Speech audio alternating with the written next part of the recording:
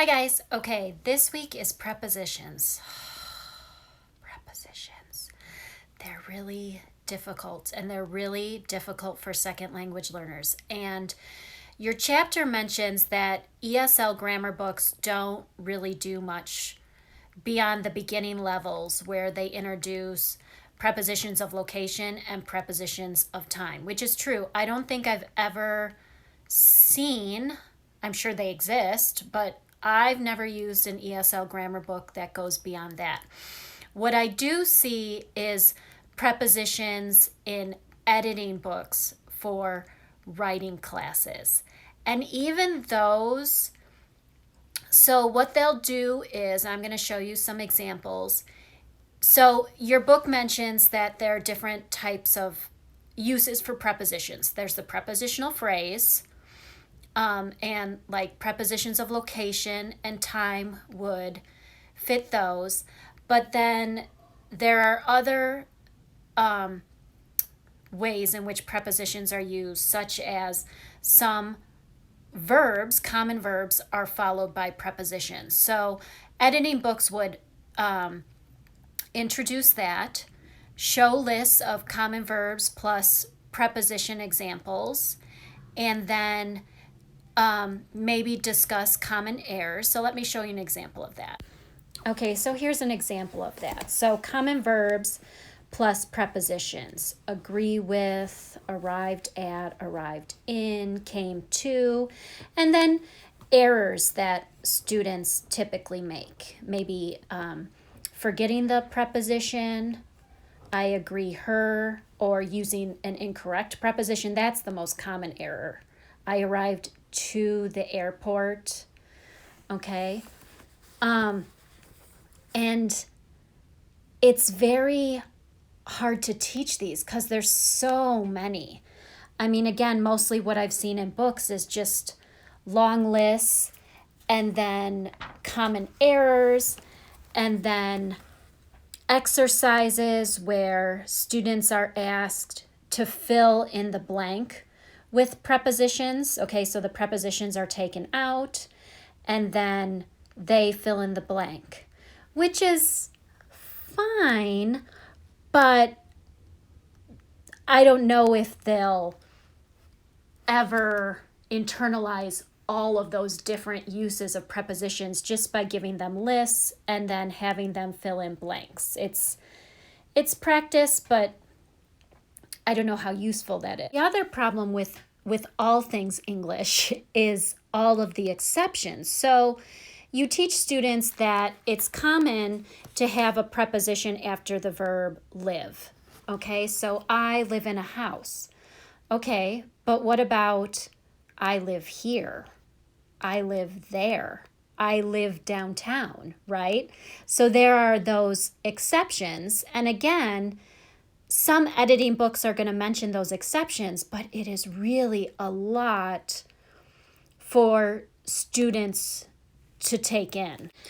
Okay, so along with prepositional phrases and verb plus preposition, your book mentioned that prepositions often occur with adjective plus preposition combination. So again, an editing book may give an example like this. So some common adjectives that can be followed by prepositions.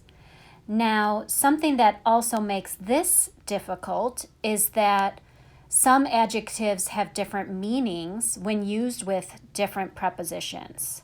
Okay, so for example, I see, where's my word angry? Okay, angry at. Okay, so I can be angry at my mother. Okay, I can be angry with my mother, but I can be angry about something. So what am I angry about? Okay, or do we have nice here? Yes, nice to someone. Okay, so I always tell my children to be nice to people. Okay, well, what about nice of? Well, it was really nice of you to share your toy with your friend. Okay. Okay, your book mentions the fact that there are even idiomatic expressions that we use with prepositions like by mistake, by car, by bus, in love with, in a hurry, on purpose.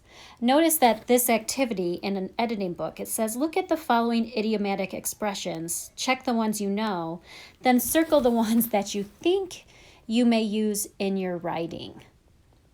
Okay, these are the ones you especially want to study. So that's really how prepositions are looked at, is give them lists of prepositions, have them study them, have them do fill in the blank activities that includes writing in the correct preposition, have them look at sentences, which is a good activity to see correct examples. Okay, edit the mistakes. Okay, practice writing using prepositions, which that's difficult because there are so many different ones. How do you know to categorize which specific ones you want the students to use? Finally, your book didn't mention this. Your book mentioned some others that it just goes really far, so I'm not even going to mention those. But there are also prepositions that follow nouns, right? Rise in, increase in, fall in, reason for, cause of, result of, cost of. So again, your book mentions that not many grammar books cover prepositions. So like I said, some editing books do, and they list charts or common errors like I showed you, give you fill in the blank exercises, fill in the sentence exercises. I'm looking at one right now. Give sentences, which sentences are correct, which are incorrect. Can you correct the errors? Give a paragraph. There are 10 mistakes in this paragraph. Can you find them and correct them? And your book mentions on page 164 that there's evidence that having students practice prepositions by filling in blanks in sentences isn't really helpful. So, do I think we should do it? I think to work on those logical thinkers and to get the form and to show where they are in sentences, that fill in the blank exercises are okay. Just so students get, okay, where do these go in the sentence? The editing exercises, yes, those are important because they do need to learn how to edit their work. However, what we do need to do is somehow get them, not going to be able to do all these because there are so many, but just like everything else, somehow get them to do exercises that cause them to use prepositions naturally.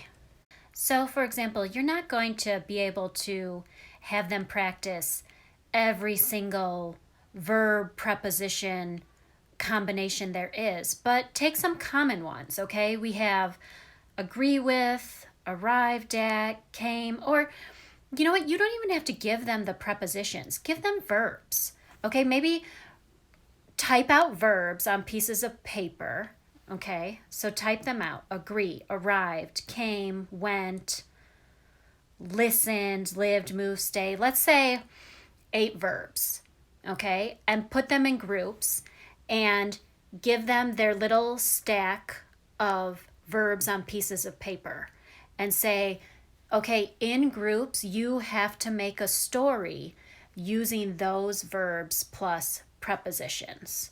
So then they're critically thinking, they're being creative, they're working together. Hopefully they're having fun. They're working on all different skills because they're listening, they're speaking, they're working on grammar. Okay, and they write their stories. Then they can, when they're done, bring their stories up to the overhead, back in the day when we were in school and we could use an overhead. And then they share their stories with the class. So the class gets to see, to see that writing, and for those visual learners, they can see the stories and also hear the stories. Have them read the stories to the class for those auditory learners. Okay? You could even have them exchange papers first and have them edit each other's work.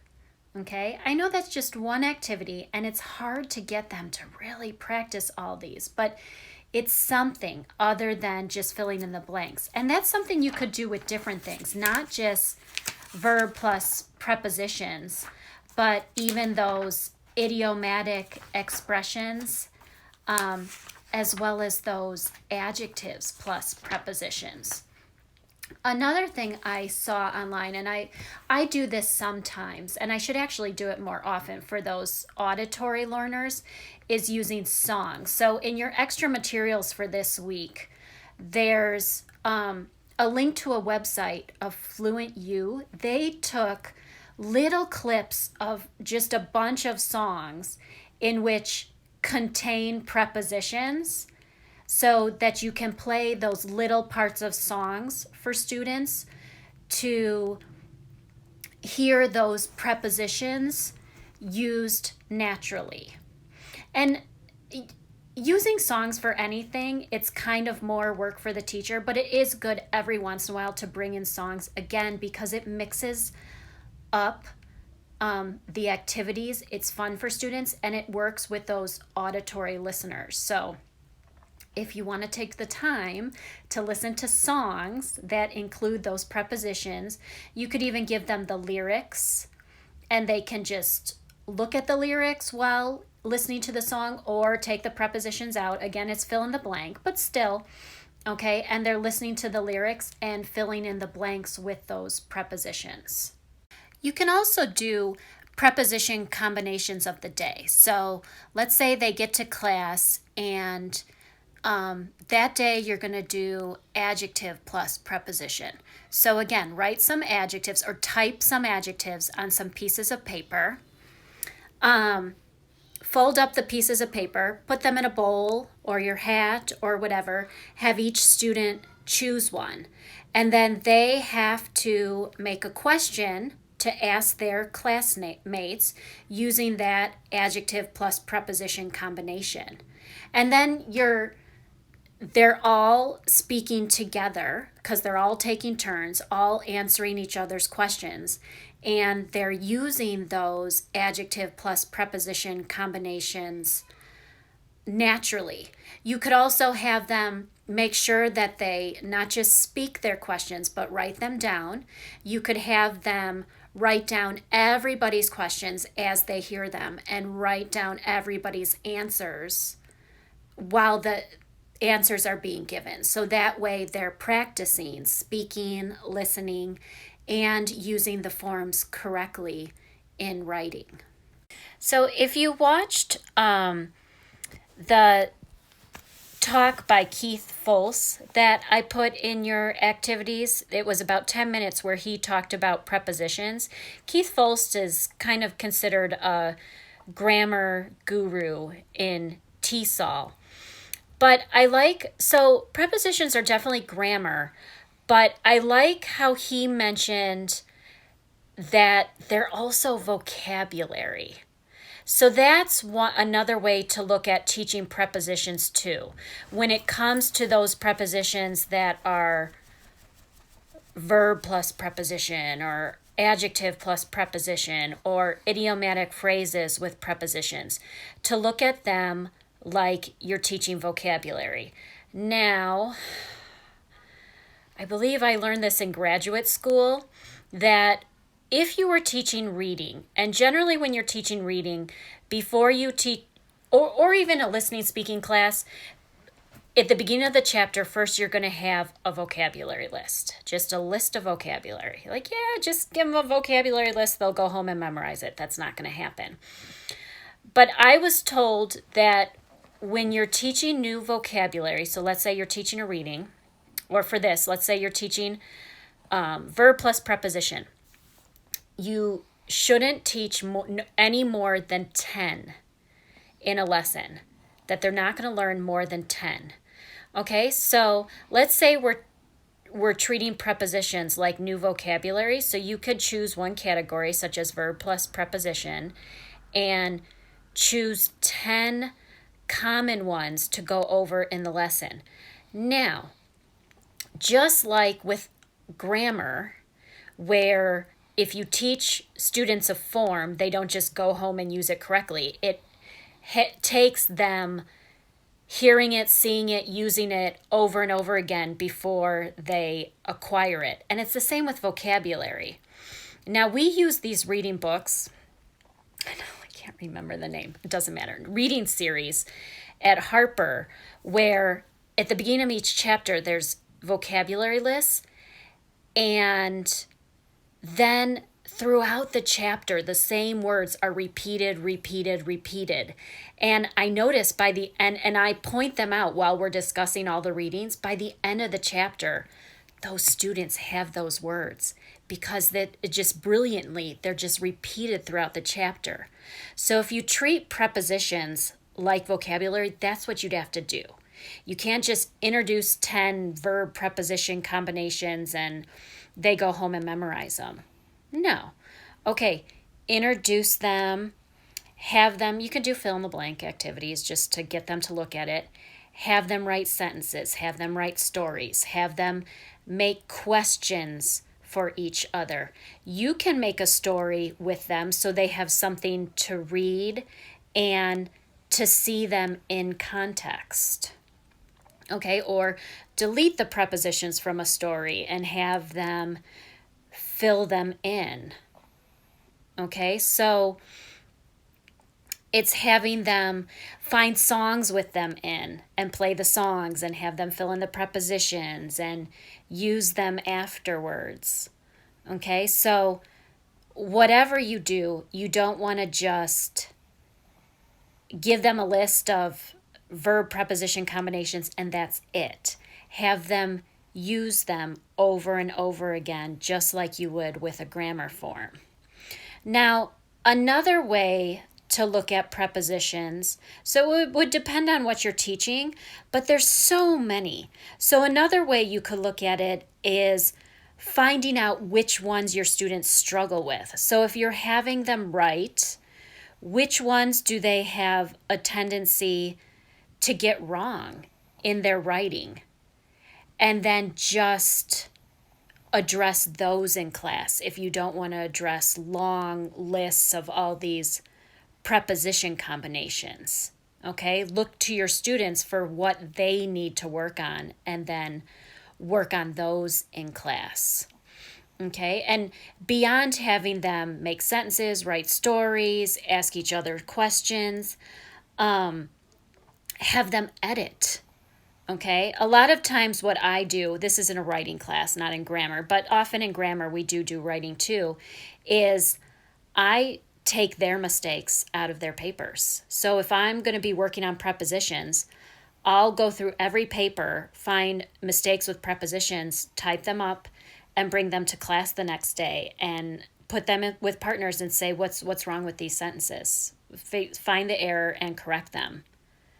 And then start teaching them to edit them by showing them their own mistakes.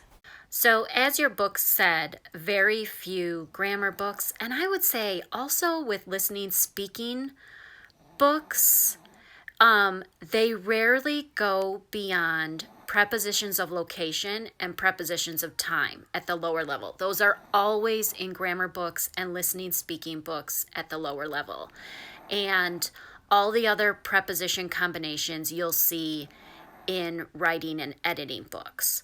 So in grammar, you will come across those prepositions of location and time. And I like how, so I've always seen just prepositions of location just introduced together.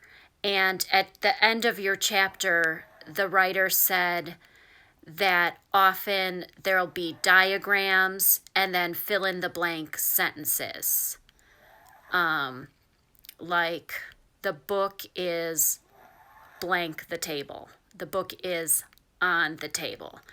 Or I always see maps and how to ask people for directions using prepositions. And it's funny because I used to do that, and then I was planning for, I think it was a listening speaking class before the pandemic started. And I saw this map and teaching how to ask directions. Oh, I think we were going over our listening speaking curriculum. That's what it was. And I just kind of laughed because I'm like, this is so obsolete. No one stops and asks for directions. You use your phone. You use your phone. So, yeah, language teaching has to change with the times. But I like, so most books kind of just mention prepositions of location, but I like how your book categorize them even further. Like some prepositions introduce static location versus the source, where is something coming from, versus the goal. So some of us talked about these thematic categories for vocabulary in Linguistics 105.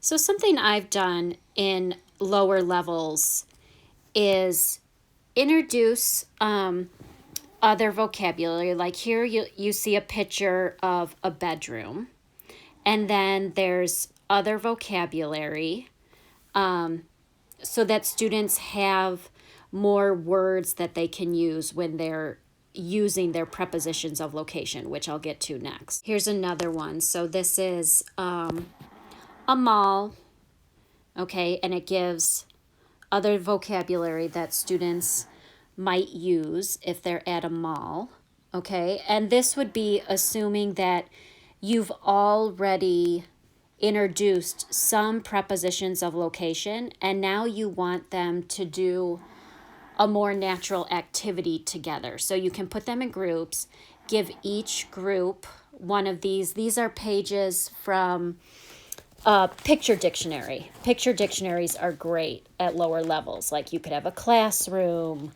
a sports arena. I have a bedroom, a mall.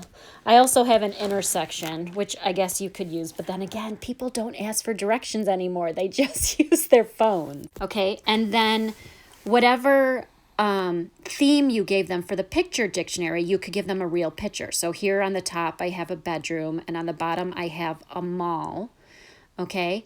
And they could describe it, describe what they see, describe where everything is using those vocabulary pages from the picture dictionaries and the prepositions of location that you gave them.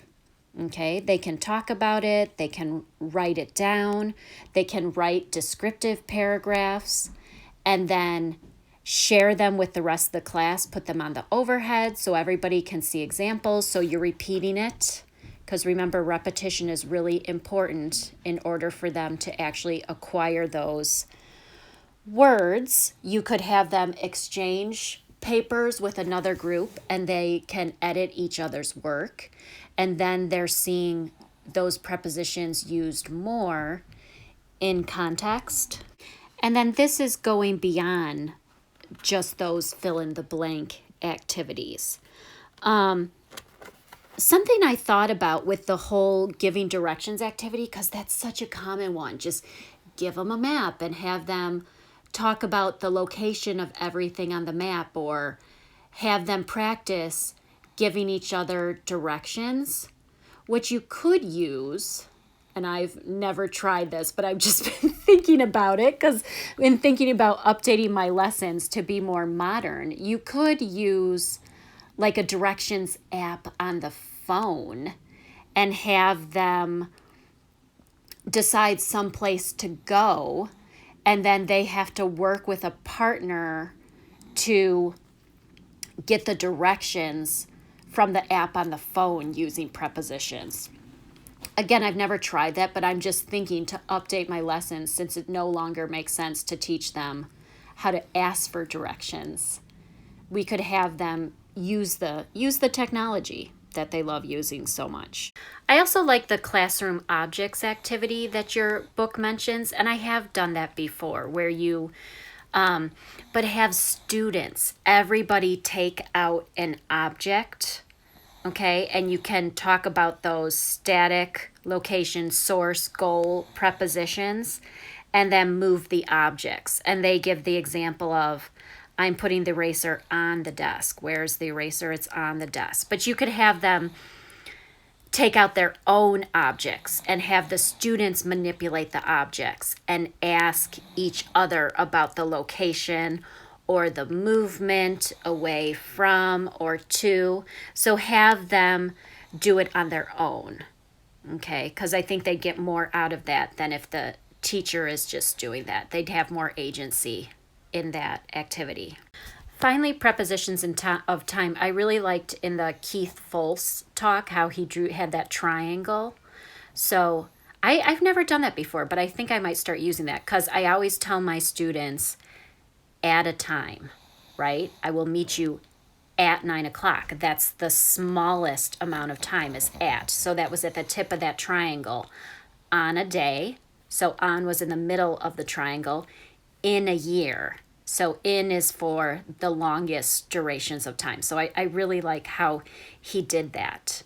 Okay, but there are a lot of activities you can do to practice time. Something that I have done, and this takes up a lot of time to practice time. Although it's fun and it really would get them using that over and over again. So I don't know the age of everyone in the class, but do you remember the game Clue or the movie Clue in the 80s? Actually, my kids love it. We actually have a Clue Junior, but it's instead of someone being murdered, it's someone broke a toy and you have to figure out which toy was broken and who broke the toy. So I have actually brought in the game of Clue. Okay. But you can change it up a little. So you can use prepositions of location for that, right? It was Colonel Mustard in the kitchen with the rope. My children's Clue game has a time.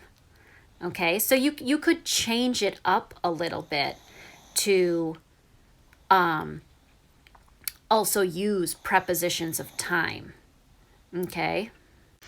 I have another murder mystery game that I play with the International Students Club when we're actually on campus, but it's the background is, and I can put this in your extra materials, that there's a high school reunion, they hear a scream, and then someone is murdered, and then you give, and it's on a certain day, at a specific time, and you give everybody a card, so they have to play a role. And they all have an alibi and what they were doing on that day, at that time. And then they have to walk around and ask each other questions about what they were doing when the murder happened at that time. And then they have to write down notes about what everybody says.